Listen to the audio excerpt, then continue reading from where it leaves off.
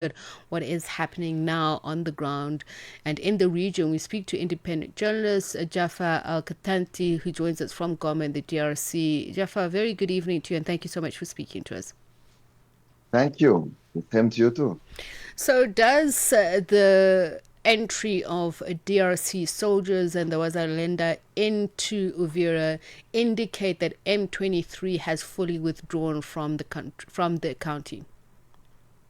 Yes, that's what we can say at the moment because there is 2 weeks ago when by a communique of Colonel Nanga, the head of the alliance of M23 and AFC, say that they are leaving Uvira. But we was getting information from some people in Uvira saying that they still seeing soldiers of M23 in some places of the city.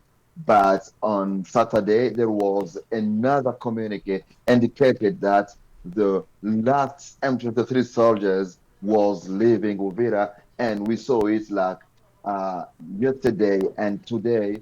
Wazalendo and FRDC getting Uvira, and the population of Uvira was so happy welcoming DRC forces and their Wazalendo. So this means that Uvira is now empty from M23. And the M23 spokesperson Lawrence Kanyuka reported as saying that Uvira will be under the full responsibility of the international community. What does that mean exactly? No one know about what will this mean, but the communique of Lawrence Kanyuka showed that M23 will leave. M23 is leaving Uvira, then the city will be controlled by the international community. But you know that we have here in DRC, especially in Eastern DRC, a big UN forces, and we all thought that it will be MONUSCO who will replace M23 in the zone. But today, we knew that FRDC and Wazalendo recovered the city, which was withdrawn by M23. And that leads to the wider, bigger question of context, understanding exactly why Uvira was seen as strategic for the whole M23 offensive. What can you tell us about their presence there and why residents are still afraid that they could still be in the area? The zone of Uvira is so strategic and also have a problem of the community Banyamulenge. Banyamulenge are Congolese Tutsi living in the territory of Uvira, and they are always being pointed by other communities in that zone to be alongside M23.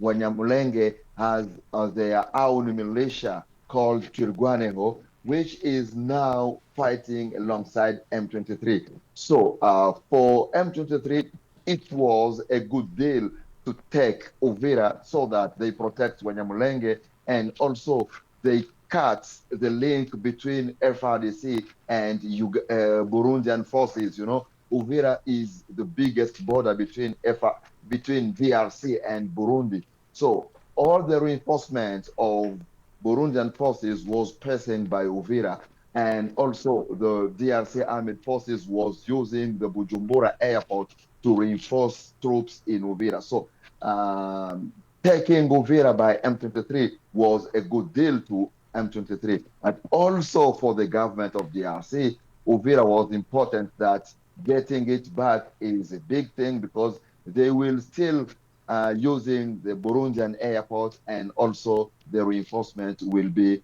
easy from Burundi to Uvira and other zones. But since the withdrawal began, there still have been reports of sporadic gunfire, of looting. So, if M23 says it has withdrawn, does it mean that it could still have allies who are there, who are not necessarily out in the open or recognized as allies of M23? Uh, on a communique, the spokesperson of FRDC said, recognized that there was some acts of looting, but done by population and not by Wazalendo or soldiers. And they say that 20 people have been arrested because they were seen doing looting in the city of Uvira. But fighting in the zone are still ongoing because M23 are not themselves far. They are at Sange. Sange is a village not far from Uvira. It's around 20-25 kilometers north of Uvira. And in the west of Uvira, fightings are always ongoing. And this withdrawal of M23 from Uvira is not a kind of guarantee to the population of the zone. Maybe in Uvira, but not in the entire zone. And I heard from some Wazalendo leaders saying Uvira is the first city that we will recover, but it's not the end. We will continue pushing M23. So according to these talks, it means that Wazalendo and FRDC will continue pushing, maybe fighting against M23 in order to push them back far from Uvira. Is there a sense that, dealing with the displacements, that people once again being able to take up their livelihoods and have humanitarian access, that will be the true indication that M23 has withdrawn and the peace process is holding? At the moment, not yet. As I told you, even if Uvira is now out of the M23 zone, but Uvira is still isolated by M23 because in the north we have M23 at Sange, which is 20 something kilometers, and in the west M23 are also at 30 kilometers. So there is still no road linking Uvira to the other government zone. So the humanitarian assistance may be later because of this logistic. But as I told you, fightings are still ongoing in other villages in the same zone. Many people are still fleeing. For example, with the coming back of Wazalendo in Uvira, some people in Wanyamulenge community who fear about themselves as they are appointed to be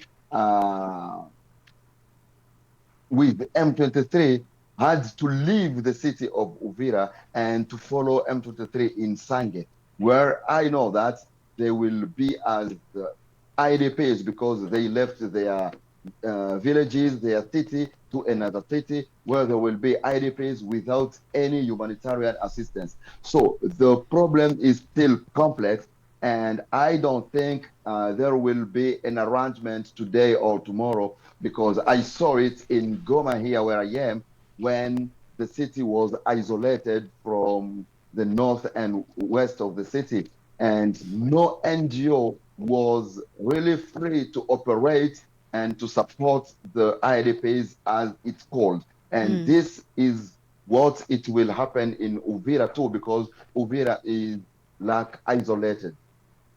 Djaffar, thank you so much for that. Independent journalist Djaffar Al Katanty speaking to us from Goma about the situation in Uvira and whether or not the M23 have completely pulled out and as has been reported, and as he confirmed that the DRC military forces and the Wazalendo, who are their allies, are moving into Uvira. And it's a wait and see just with regards to the people who fled the area, whether they'll be able to come back anytime soon. It brings the time to 17.